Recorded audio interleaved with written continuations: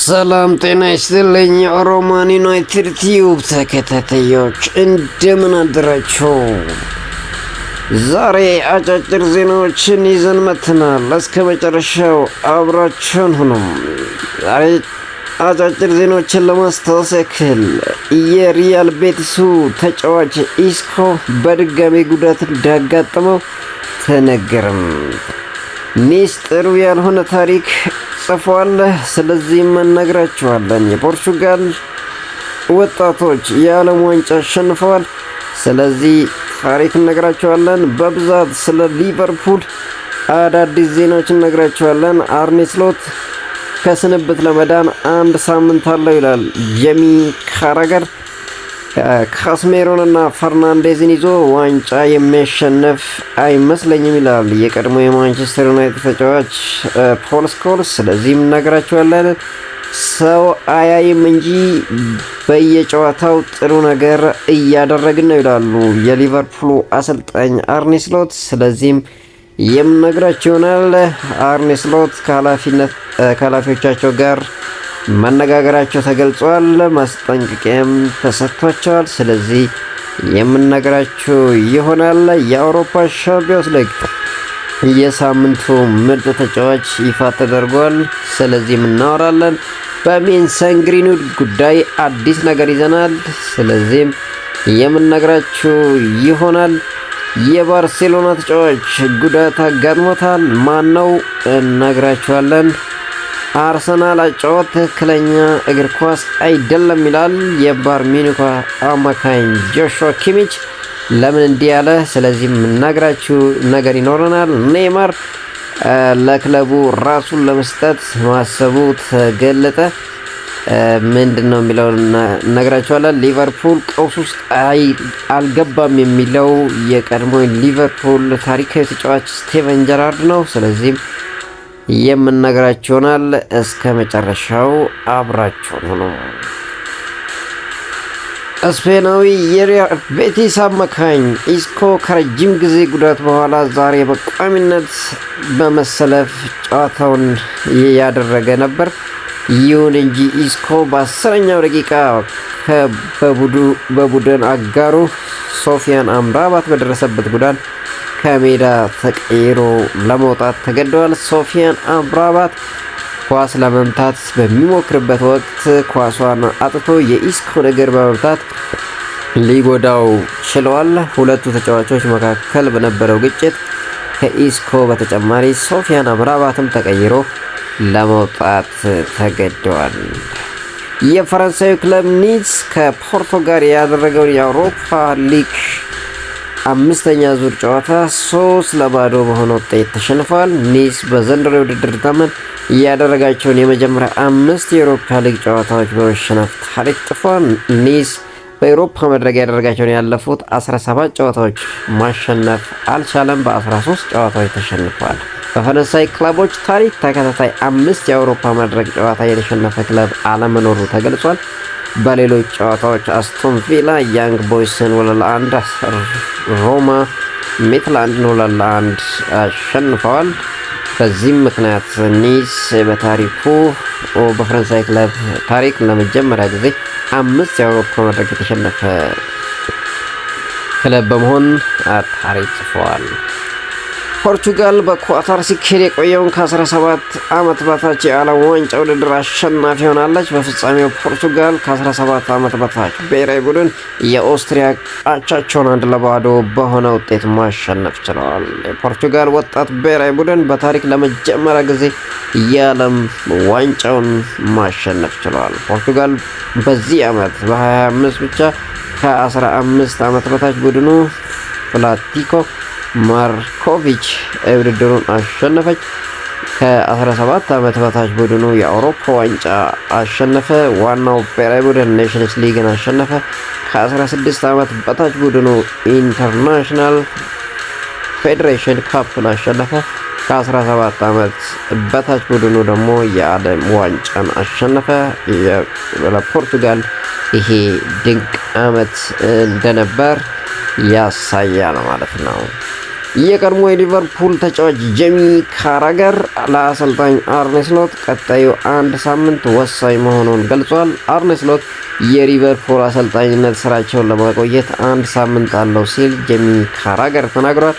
ሊቨርፑል በቀጣይ ከዌስትሃም ከሰንደርላንድ እና ከሊድስ ጋር እንደሚጫወት የገለጸው ካራገር ከ7 ነጥብ ያነሰ ማግኘት ችግሩን የበለጠ ያከብደዋል ሲል አስተያየቱን ሰጥቷል። የቀድሞ የቀይ ሰይጣኖቹ ታሪካዊ ተጫዋች ፖል ስኮልስ የማንቸስተር ዩናይትድ የመሃል ሜዳ ክፍል በተወሰነ መሻሻሉን ገልጿል። የመሃል ሜዳው ተሻሽሏል ብዬ አስባለሁ። ካስሜሮ በዚህ ዓመት በጣም ጥሩ ሁኔታ ላይ ነው ሲል ስኮልስ ተናግሯል። በካስሜሮና በፈርናንዴዝ ሊጉን ማሸነፍ ይቻላል ወይ የሚለው እርግጠኛ አይደለሁም፣ ነገር ግን ተሻሽሏል ሲል ፖል ስኮልስ ስለ ማንቸስተር ዩናይትድ አማካኞች ተናገረም።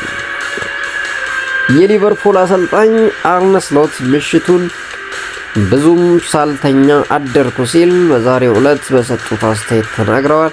ብዙ ጫና አለብን ያሉት አሰልጣኙ በተሸነፍ ቁጥር ጫናው እየጨመረ ይሄዳል።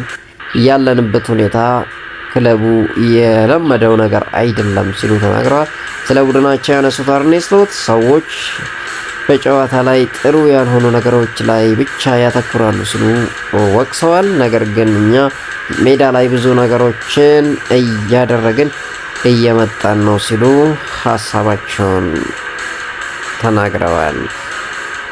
አድራሻቸው እንዴት እንደነበር የተጠየቁት አሰልጣኙ ሳልተኛ አደርኩ፣ ትንሽ ሰዓት ነው የተኛሁት፣ ነገር ግን ጠዋት ለመነቃቃት በቂ ነበር ብለዋል።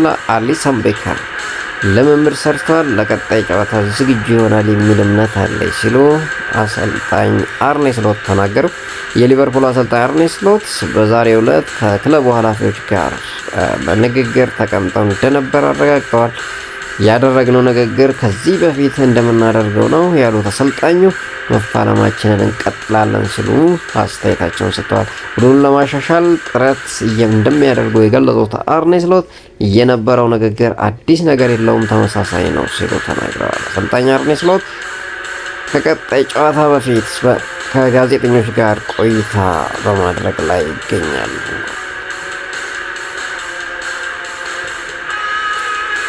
የአውሮፓ የሳምንቱ ምርጥ ተጫዋች ይፋ ተደረገ። የአውሮፓ ሻምፒዮንስ ሊግ 5ኛ ዙር ጨዋታ የሳምንቱ ምርጥ ጨዋታ ይፋ ሲደረግ የሪያል ማድሪድ የፊት መስመር ተጫዋች ኪሊያን ምባፔ የሳምንቱ ምርጥ ተጫዋች በመባል መመረጥ ችሏል። ፈረንሳዊ የፊት መስመር ተጫዋች ኪሊያን ምባፔ ሪያል ማድሪድ ከኦሎምፒያኮስን ባሸነፈበት ጨዋታ 4ቱንም ጎል ማስቆጠሩ አይዘነጋም። ጥሩ የውድድር ዘመን እያሳለፈ የሚገኘው የማርሴይ ተጫዋች ሜሰን ግሪንውድ በዓለም ዋንጫ መሳተፉ ገና አልታወቀም። እንግሊዝ ሜሰን ግሪንውድን ድንቅ ጊዜ እያሳለፈ ቢሆንም በብሔራዊ ቡድኑ የማሳተፍ እቅድ እንደሌላት አሳውቃለች። በቅርቡ የጃማይካ ፕሮስፖርት የሚገኘው ግሪንውድ በዓለም ዋንጫ የቤተሰቡ ትውልድ ሀገር ጃማይካ መወከል ይችላል ተብሏል። ይሁን እንጂ ሜሰን ግሪንውድ የጃማይካ ብሔራዊ ቡድንን ለዓለም ዋንጫ ማጣሪያ ጨዋታዎች ያቀረቡለት ጥሪ አልተቀበለውም ነበር።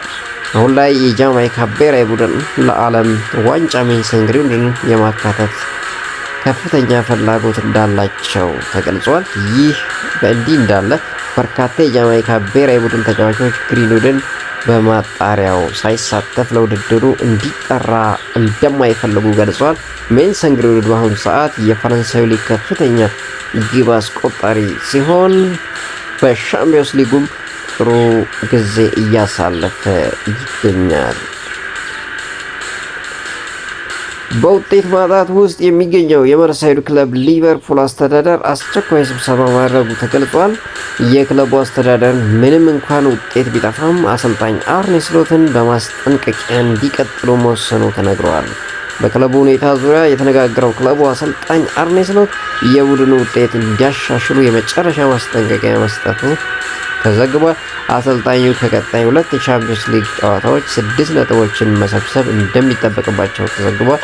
ሊቨርፑል በቀጣይ ከዌስትሃም ዩናይትድ እና ከሰንደርላንድ ጋር ይጫወታል። ከዚህ ጨዋታ የሚያገኘው ውጤትም ለቆይታቸው እንደሚወስን አንዳንድ ዘገባዎች እየወጡ ይገኛሉ። የካታላኑ ክለብ ባርሴሎና የመሃል ሜዳ ተጫዋች ፈርሚን ሎፔዝ በቀኝ እግሩ ላይ የጡንቻ ጉዳት እንዳጋጠመው ተገለጸ። ስፔናዊ አማካኝ ፈርሚን ሎፔዝ በጉዳቱ ምክንያት ለ2 ሳምንታት ከሜዳ እንደሚርቅ ክለቡ አስታወቀ። ይህንንም ተከትሎ ተጫዋቹ ባርሴሎና በቀጣይ ከዲፖርቲቮ አላቬስ እና ከአትሌቲኮ ማድሪድ ጋር የሚያደርገው ጨዋታ ያመልጠዋል ተብሎ ይጠበቃል። የአርሰናል አጨዋወት ትክክለኛ እግር ኳስ አይደለም ይላል ጆሹዋ ኪሚች። የባየር ሙኒኩ ተጫዋች ጆሹዋ ኪሚች በዚህ ዓመት የገጠማቸው ጠንካራ ተጋጣሚ ፒኤስጂ መሆኑን ተናገረ። በዚህ ዓመት የገጠመው ጠንካራ ተጋጣሚ አርሰናል ሳይሆን ፒኤስጂ ነው ሲል አስተያየቱን የሰጠው አርሰናል በቆመ ኳስና ረጅም ኳስ መመካት የሚወድ ቡድን ነው ሲል የገለጸው ኪሚች ትክክለኛ እግር ኳስ አልነበረም ብለዋል። ከፒኤስጂ ጋር ያደረግነው ጨዋታ እውነተኛ እግር ኳስ ጨዋታ ይመስላል ያለው ተጫዋቹ የአርሰናል ጨዋታ ግን እግር ኳስ ሳይሆን ጨዋታ መምራት ነበር ሲል አስተያየቱን ሰጥቷል። ብራዚላዊ ተጫዋች ኔይማር ጁኒየር በጉዳት ምክንያት እስከ ፈረንጆቹ አዲስ ዓመት ከሜዳ እንደሚርቅ መገለጹ ይታወቃል። በወራጅ ቀጠናው የሚገኘው ክለቡ ሳንቶስ በሊጉ ለመቆየት 3 ወሳኝ ጨዋታዎችን እንደሚያደርግ ይታወቃል። ይሁን እንጂ ኔይማር በጉልበት ጉዳት ቢገጥመውም ከጉዳቱ ጋር ትላንት ሙሉ ልምምድ መስራቱ ተገልጿል። ኔይማር ክለቡን ከመውረድ ለመታደግ ከጉዳቱ ጋር ተጫውቶ መስዋዕትነት መክፈል እንደሚፈልግ የብራዚሉ መገናኛ ብዙሃን ዘግበዋል። ኔይማር ጁኒየር በቀጣይ ከጉዳት ጋር በመጫወት በዓመቱ መጨረሻ ቀዶ ጥገና ለማድረግ ማሰቡ ተገለጸ። የቀድሞ የሊቨርፑል ታሪካዊ ተጫዋች ስቴቨን ጀራርድ ሊቨርፑል አሁን ላይ ቀውስ ደረጃ ላይ እንዳልደረሰ ተናግሯል። ይህ ቡድን ከ4 ወራት በፊት ሊጉን አሸንፏል ያለው ስቴቨን ጀራርድ አሁን በሊቨርፑል እየተፈጠረ ያለው ነገር ቀውስ አይደለም ሲል አስተያየቱን ሰጥቷል። ሰበብ አይደለም፣ ነገር ግን ሁኔታውን ለመግለጽ ቀውስ የሚለው ቃል አልተጠቀመም። ቀውስ ለመምሰል ዓመታት የሚያስፈልገው ሁኔታ ነው ሲል ስቴቨን ጀራርድ ከቀድሞ ክለቡ ጎን ቆሟል። ሊቨርፑል እዛ ደረጃ ላይ አልደረሰም። ምርጥ ተጫዋቾች አሉ። ከወራት በፊት ሊጉን ያሸነፉ ተጫዋቾችም ይገኛሉ ሲል ጀራርድ ተናግሯል። አያይዘው ቡድኑ ችግር ላይ ነው ያለ ሲሆን አሰልጣኙ በፍጥነት መፍትሄ መፈለግ አለበት፣ ካልሆነ ይቀጥላል ሲል አስተያየቱን ሰጥቷል። ውድ የቻናላችን ተከታታዮች እንዳላችሁ ያዝንላችሁ አጫጭር ዜናዎች እንደዚህ ይመስላሉ። ቪዲዮዎችን ላይክ፣ ቻናላችንን ሰብስክራይብ በማድረግ አብራችሁ